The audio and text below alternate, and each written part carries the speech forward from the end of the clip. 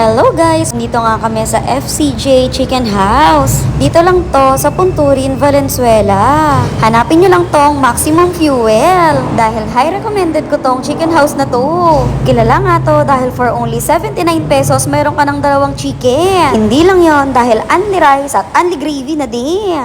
Ewan ko na lang talaga kung hindi nyo pa to dayuhin. Malapit lang din kasi to sa trabaho ko. Kaya naman nung nakita namin to at nalaman naming 79 pesos lang, trinay na namin. Nakakaloka nga dahil minsan 3 chicken pa daw pag maliliit. Saktong-sakto talaga to sa mga budget natin. Kaya wag na nating patagalin, patikman na natin to.